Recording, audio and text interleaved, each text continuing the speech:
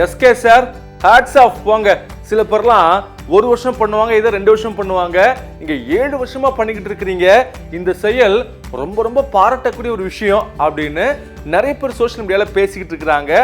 So என்ன பண்ணாரு, எதுக்காக இந்த பாராட்டு பார்த்துருவோமா?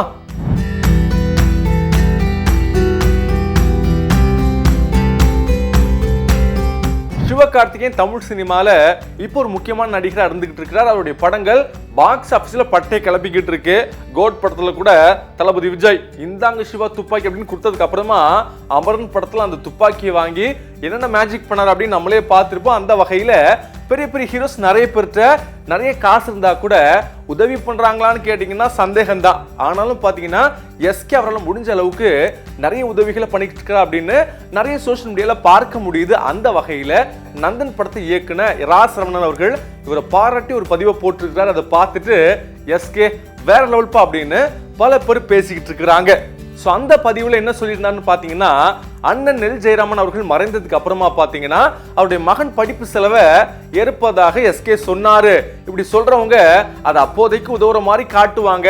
அதுக்கப்புறம் பார்த்தீங்கன்னா 1 வருஷம் 2 வருஷத்துக்கு அப்புறமா பார்த்தீங்கன்னா கொஞ்சம் உதவி செய்யறத வேணாங்கிற மாதிரி சலிப்பு தட்டி போவாங்க.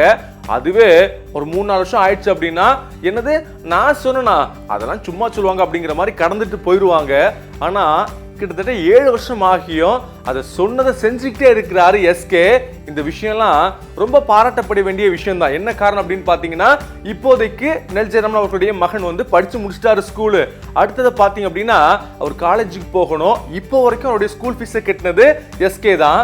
ஸோ இந்த சூழல்ல ஓகே அவர் காலேஜ் போறாரு அப்படின்னா என்ன படிக்க விரும்புறாரு, என்ன படிப்பாரு அப்படிங்கிறத லைட்டா எப்போ பார்த்தாலும் அவருக்கு ஃபோன் போட்டு அவர் விசாரிச்சுக்கிட்டே இருப்பாரு. அந்த வகையில ரீசெண்டா அவர் காலேஜை அவரே செலக்ட் பண்ணி கொடுத்து அந்த காலேஜுக்கான ஃபீஸையும் கட்டி இருக்கிறாரு எஸ்கே அப்படின்னு ரொம்ப பாராட்டி பேசியிருக்கிறாரு இரா சரவணன்.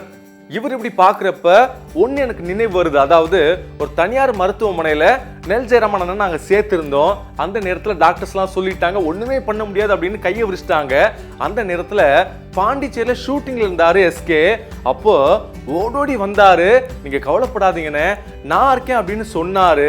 அன்னையில இருந்து அவர் என்ன சொன்னாரோ அதை செஞ்சுக்கிட்டே இருக்கிறார் அப்படின்னு சொல்லியிருக்கிறார் இரா சரவணன். ஸோ இந்த விஷயங்களை கேட்டுதான் பல பேர் பரவாயில்லப்பா ஒரு மாஸ் ஹீரோ, அவர் நினைச்சா படம் நடிச்சுட்டு காசை வாங்கிட்டு போயிட்டே இருக்கலாம், ஆனாலும் சொன்னதை 7 வருஷமா செய்றார் அப்படின்னா எஸ்கே நீங்க வேற லெவல் அப்படின்னு பாராட்டுகளை தெரிவிச்சுட்டு வர்றாங்க.